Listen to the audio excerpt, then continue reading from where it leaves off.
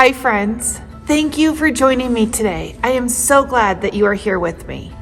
Happy Easter! Jesus is alive. Jesus is all around us, everywhere we look, and Jesus is always in our hearts. Did you know that it's still Easter? We have a whole time in the church that we have our Easter season. Did you know it's not just one day? It's interesting all the things that we can learn, right? Do you have any questions about Easter? Maybe the Easter story, or why is Easter not one day? Why don't we have Easter baskets all the time? Do you have a lot of questions? Is it okay to have questions? Some of our world friends didn't think it was okay to ask questions. Let's watch.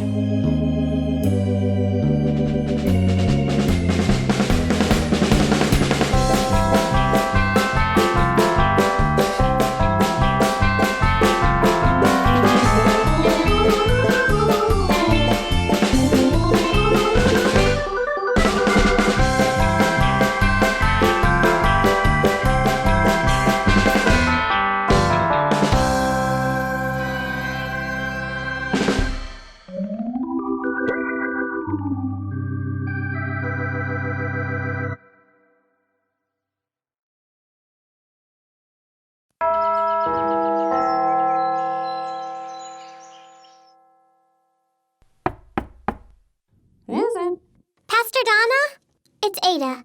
I have a question about your sermon about Thomas. Questions? Come on. So I have some questions about today's sermon. And by I have some questions about today's sermon, she meant great job with today's sermon. It was clear as day. No questions here, thank you. Goodbye, God bless now. Victor, what are you doing? Oh, nothing much. Just trying to keep you from getting kicked out of church forever. Kicked out of church? I was just asking a question about the sermon. The sermon was completely clear. Do not ask questions. Ever. For any reason. I don't think that was the point of the sermon. You heard how Thomas is viewed in the modern church. It's a doubter, a non-believing doubter who has too many questions. But good Christians who are confident in their faith don't need to waste time asking questions. But what if... No questions! Hey guys, what are you talking about? Victor says we'll get kicked out of church if we ask questions. They'll kick me out of church if I ask a question? Phrase it as a statement, Clara. They'll kick me out of church? That's still a question. Was that Monty? Pastor Donna, if Jesus was the Not cool, Monty. Not cool at all. No questions. Gotcha. Are you a secret agent? Pastor Donna? Oh, no. If the Trinity is the Father, the Son... Huh? Everyone, please, stop sabotaging yourselves with all these questions. Can we ask if we whisper? No. Can we at least think about questions? No. Can I chew on it for a while? Stop! Stop! You will get us all excommunicated! What's extra communicated? No more questions! Victor, are you okay? No!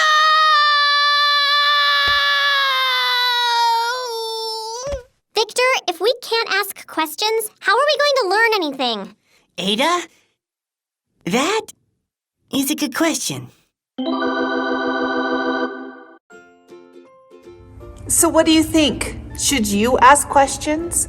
Can you ask me questions, or Pastor Cody or Pastor Laura? Can you ask us questions about God or Jesus or anything? Would we get upset that you're asking questions? No way, that would be great. In fact, we love your questions and we would love to hear all the questions that you have. And maybe we could answer them like that, or maybe we would have to stop and think about it for a while. Because sometimes I don't know the answer to every question right off the bat. Sometimes I have to think about it. I bet that if I were here on earth when Jesus had died and come back to earth, that I would have questions. I would have lots of questions. Well, some of our disciples did have questions and some didn't.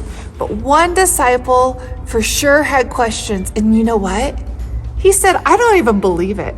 I don't believe it until I see it myself. Let's read the Bible story. Today we're going to read the World Story Bible. Let's see what story it is. We're going to read Thomas Wonders, and you can find this story in your Bible. All you have to do is go to John, go to chapter 20, verses 19 through 31. Let's listen. Slam went the door. Click went the lock. No one was coming in, no one going out. 10 of Jesus' disciples were hiding in a house. One wasn't there, Thomas. The disciples were afraid. Jesus died on a cross. Were they going to be killed too? Suddenly, Jesus appeared inside the locked room with them. "Peace be with you," said Jesus. The disciples stared. Their mouths dropped open. Could it really be Jesus? Jesus smiled. He showed them his hands. They saw the holes from the nails. "Jesus, it's you," the disciples shouted. Whoosh. Jesus breathed the Spirit onto them. "Go, tell everyone I'm alive. Take my Spirit with you." Let's see what the world friends say. How could Jesus get into a locked room? Jesus came back from the dead and you're thinking about how he got into the room? The 10 disciples were ready to tell, but one disciple, Thomas, wasn't in the house that day. He didn't see or hear Jesus. When the disciples saw Thomas, they shouted, "Jesus is alive!" "What?" wondered Thomas. "I won't believe it until I see Jesus and touch his hands with my finger." 1 week later, all of Jesus' disciples were back in the house, even Thomas. Suddenly, Jesus appeared again. "Peace be with you," he said. "Thomas, touch my hands. Believe." Thomas answered, "My Lord and my God." Jesus blesses everyone who has not seen him but still believes. Our world friends say, does that blessing include people who believe today? Yes, it includes everyone who believes. Those disciples were scared, right? They were scared enough that they had locked up the room, closed the doors and the windows so no one could see in.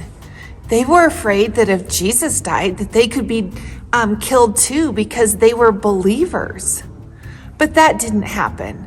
And what did happen? Oh yeah, Jesus came into the room. It was amazing. I can certainly understand why Thomas had some questions, right? Because sometimes when I don't understand things, I ask more questions to help me understand. Like if I'm learning a new math problem at school, and if I don't get it, I'm going to raise my hand because I'm going to need more help. I need to ask questions so I can understand it. It doesn't mean that I don't believe. It just means that I don't understand. And maybe that's where Thomas was at. Maybe Thomas just didn't understand. How could that be? People didn't just come back to life. So I can understand why Thomas had so many questions.